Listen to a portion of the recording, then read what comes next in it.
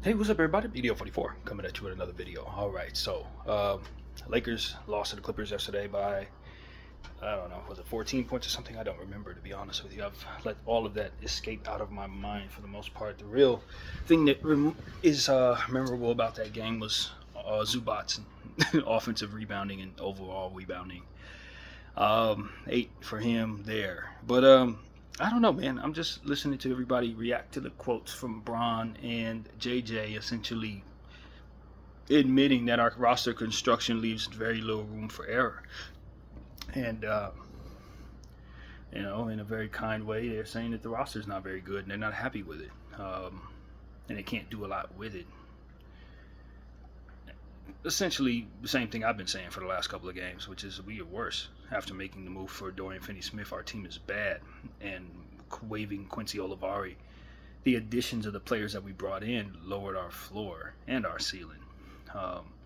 It might have provided us some things we need, but now you got more than likely players on the floor that can't play more of the time. Players that are not very talented at more than one thing or even really good at anything in some cases. And what it also does is because of that being the dynamic, it makes it less valuable. What you have is less valuable because nobody would want it. And you have more of what people don't want than you ever had before. Um, since having LeBron James on this team, in my opinion. Some may argue we were a little worse when he first got here with the kids, Lonzo and Bi and Kuzma, but I would argue no, we weren't. That team had a bunch of young talent that at any moment could have shown the glimpses of what it is that they could be. This team doesn't have a whole lot of glimpses of nothing. And just as somebody who's been talking about this on this channel for a long time, I just thought that not making moves was probably the best move, especially if you weren't sure you were going to be able to make the changes necessary to keep all of the elements that keep the team together in place. I knew we had to move D'Angelo Russell. You didn't want to lose him for nothing. And I also knew that a lot of people were screaming we needed a wing for defensive reasons, which I definitely didn't disagree with, but I just didn't think that moving D'Angelo Russell for that piece without bringing back a connective piece was going to help us. But this team has more problems than that. But I think the one thing that they can't live without is that connective piece, and that's really what we've been talking about. Offense is struggling, and now people are starting to understand that in a way that I've been kind of trying to prepare everybody for. And these problems will continue. There will be certain games, outlier games, where the team will likely be able to, string together enough to get the job done. Maybe teams will fall asleep against us, especially if we start gaining the reputation as being a team that's not so good. We'll probably see that more than we ever would have. But I said this yesterday that I don't think this team is going to win 20 games from here with the way the roster is currently constructed. And, give or take some games. Maybe they win 21, 22, but in that same ballpark. I don't think we're going to be much better than a 500 ball club for the rest of the way unless we are able to get some talent on this team that can work together and make other guys better, or if we can start shaving off the stuff that can't really do that and maybe finding some pieces in the buyout market, which is pretty much the same thing, just a different path than trading, that can help the team. And I think those players exist because the buyout market and the free agent market is doing better than maybe some years, because I don't think the NBA has been evaluating talent very well as of late.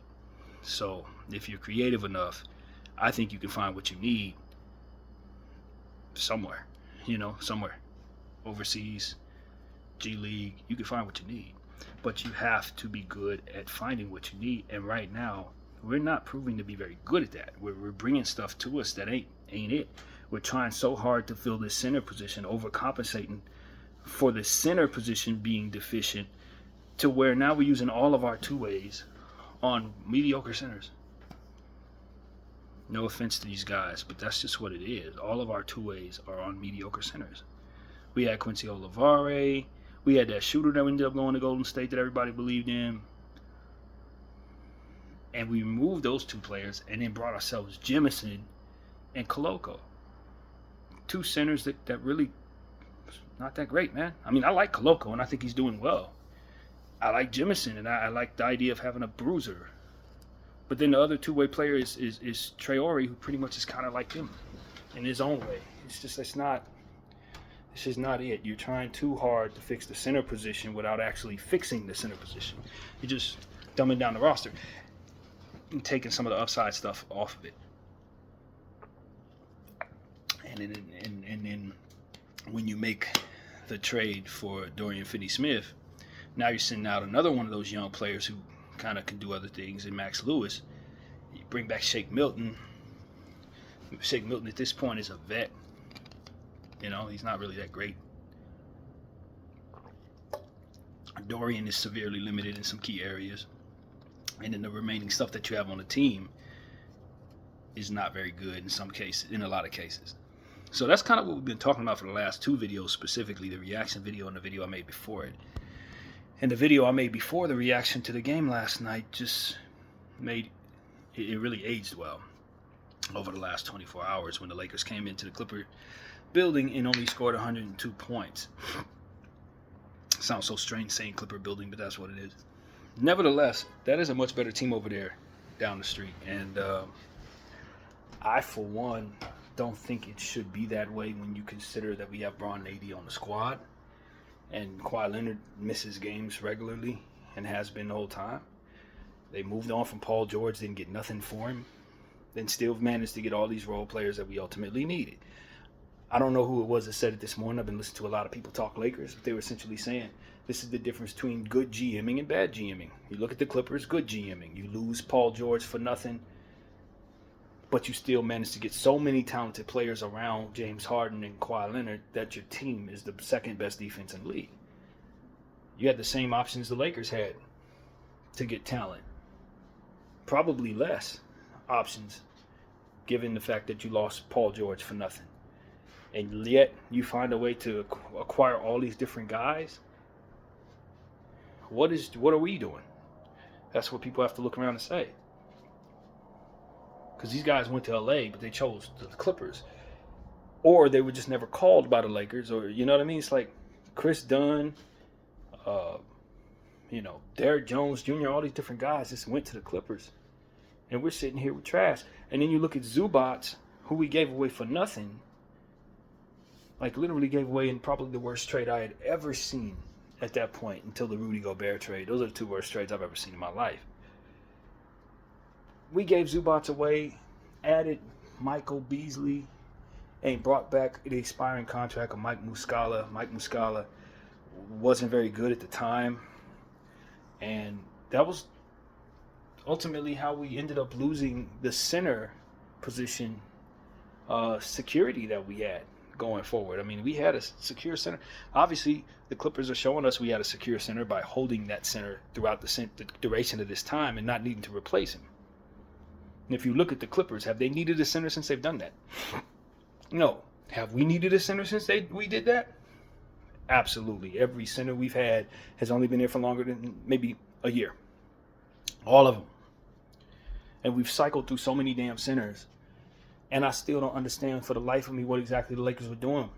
They just didn't value Zubac. Why not? He was playing great. He was a big center. You brought in AD, but you still needed a center. You knew AD was light in the pocket. We knew that when we got him. I don't understand what the hell the Lakers were doing back then, and now we fast forward to where we're at, and I don't understand what we're doing now either. And that's really the statement there. So I don't know, man. I think like everybody else is, we're at the end of the road with Rob Pelinka, man. We're at the end of the road. Everything that he's made happen over the last several years has led to where we're at. Our team doesn't have a whole lot to work with. We have even less to work with because of the choices made there. And I don't see another solution. I know people are going to accuse Laker fans of needing a scapegoat and choosing him this go round. I already see the headlines on that coming, but I really don't care, to be honest with you.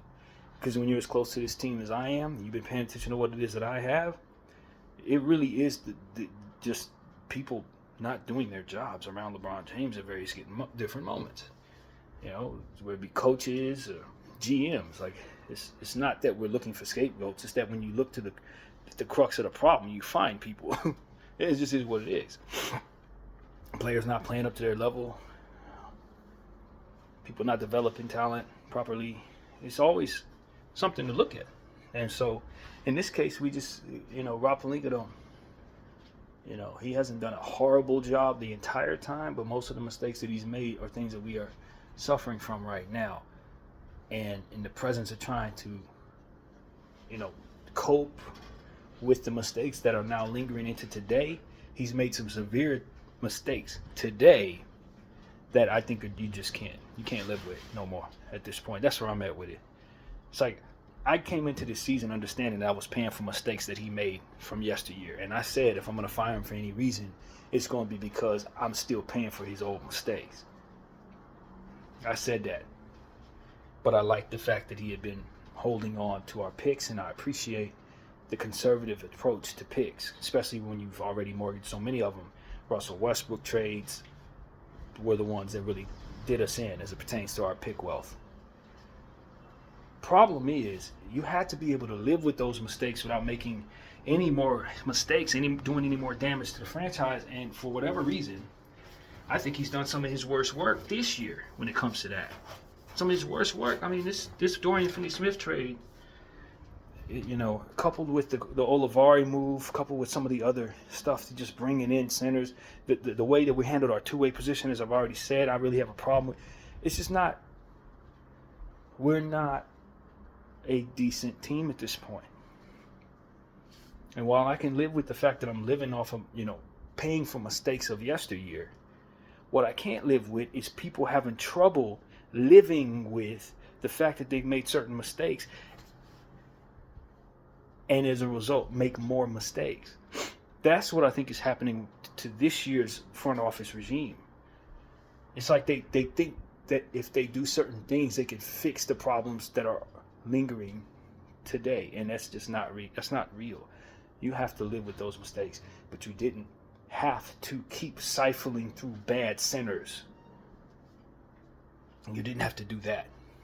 Maybe bringing us all these different people, Jackson Hayes, Koloko, Jemison, Troy Ori. I don't need all these people eating up all my two-way position. I needed the young players that I just had, making my future look bright, being an attractive enough attachments to this badass roster to make people look like as if there may be some things on this roster that they could desire.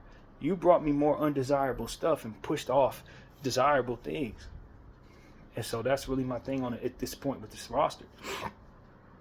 It's even less desirable than it was 3 weeks ago. And we made multiple moves that for God knows what reason got so much young talent off of this team. And brought me a bunch of stuff that no one would ever want. Nor will we keep for any length of time, which means that we didn't respect how difficult it is to get young talent, despite having trouble being able to really acquire any damn thing.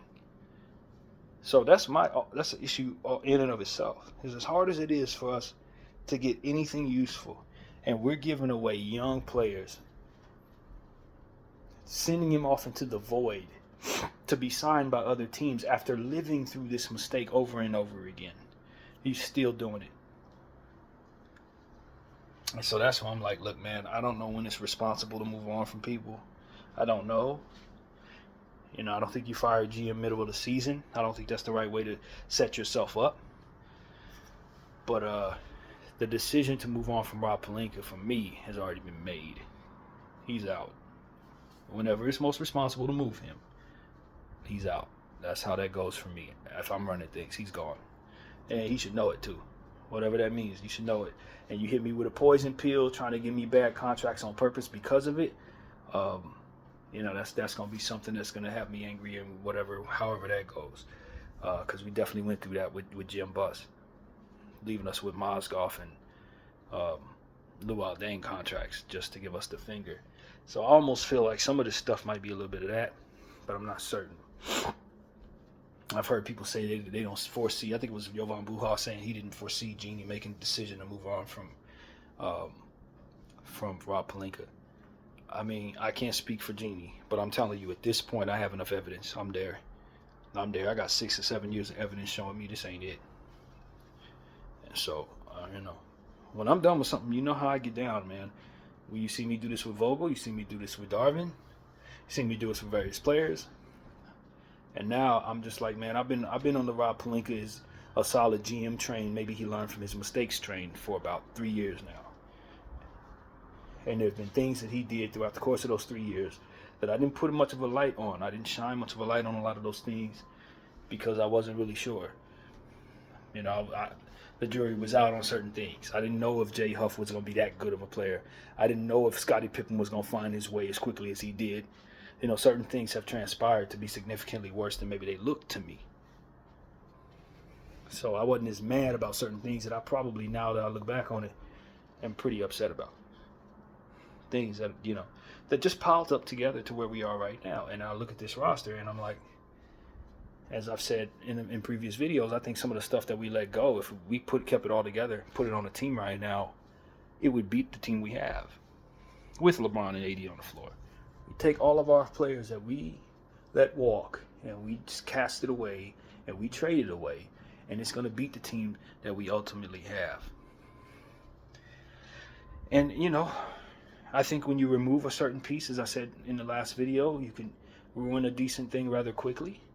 I still believe at this point that if you put the right ingredients on this team, suddenly our team is better than it was.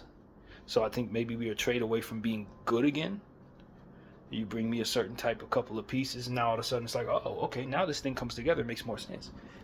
I think that's still something that I think.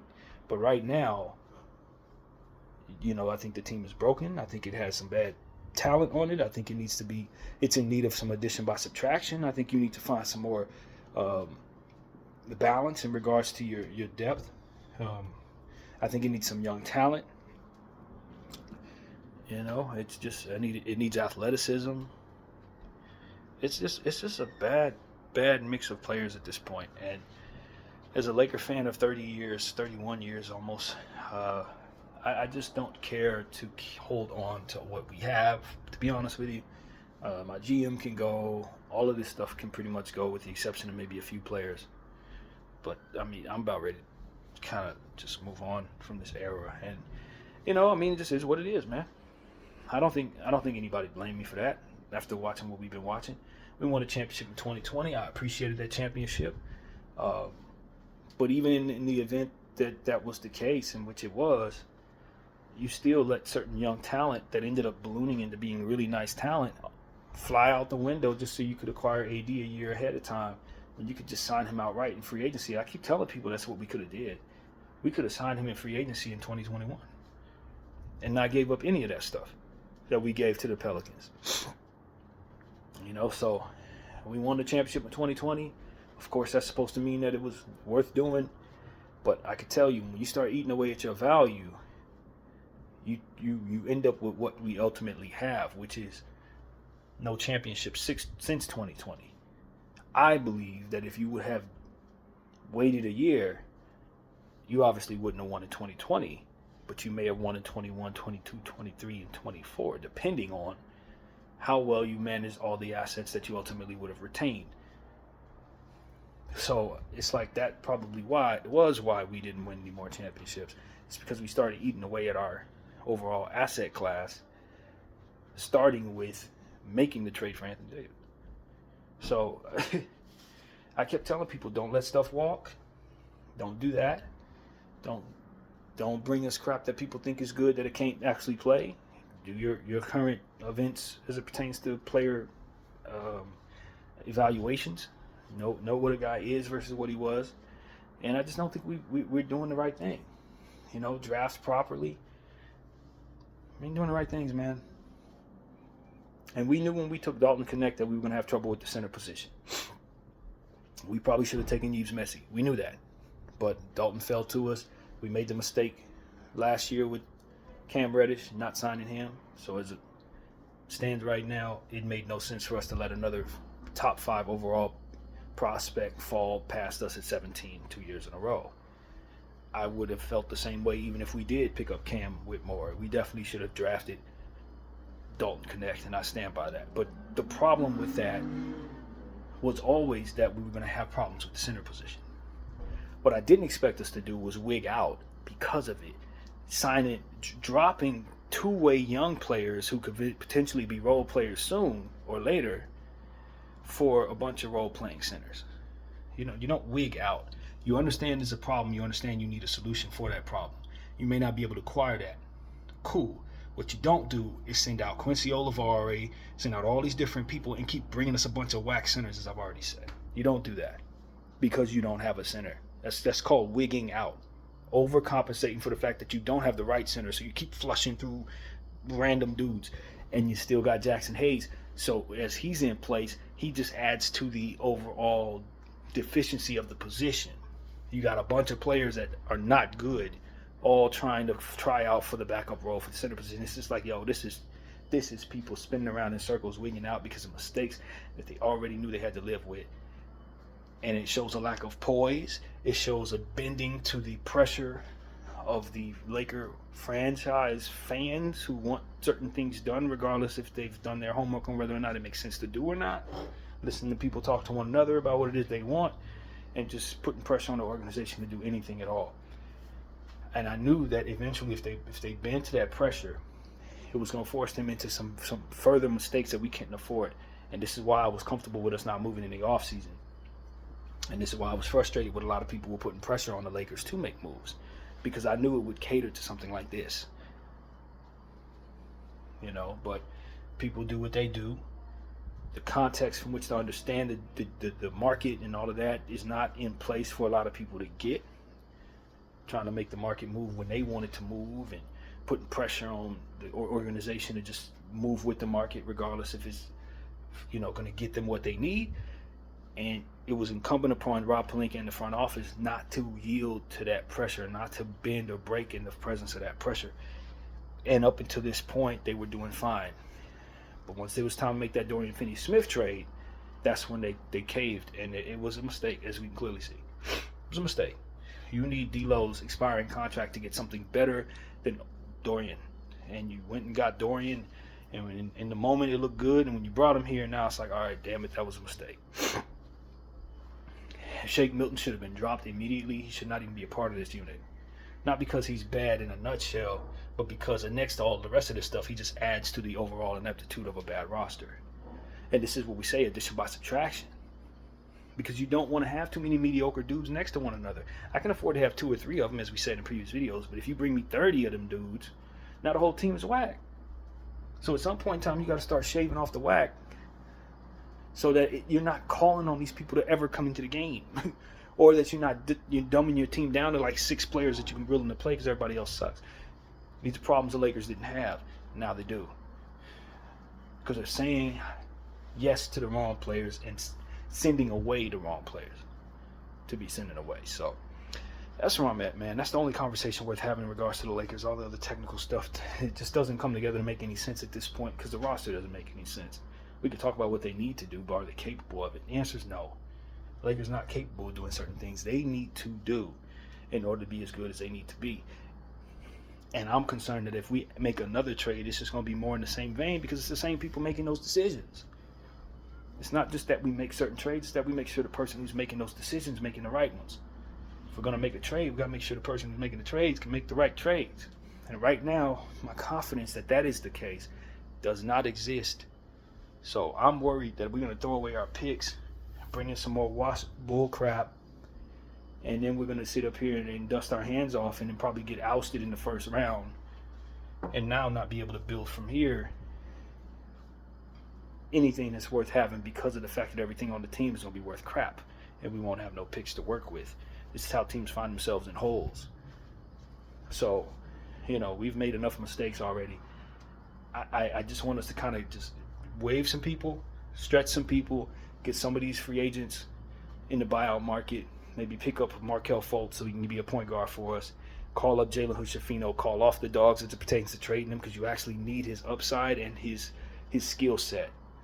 He was a 17th overall pick. Maybe you should have took him in the second round, but he's still a young player that needs to be developed. And now, with the decisions that we made, we're lacking in those. So, Salute to Kobe Bennett. I think it's very important the Lakers do not move Jalen Hood-Schifino at this point, and I expect that they will, because of the circumstances surrounding the choice to option against his contract in the third year. So yeah, man, I'm done. That's it. That's all I wanted to say, man. I want people to understand I'm gonna be a Laker fan regardless if they have a bunch of people that can't play on the team or not. But as far as my enthusiasm for talking about them, if I don't like what I see, the enthusiasm shifts to me telling you that rather than focusing on the team. But we're gonna be passionate about it either way. BDL 44. I thank you all for watching.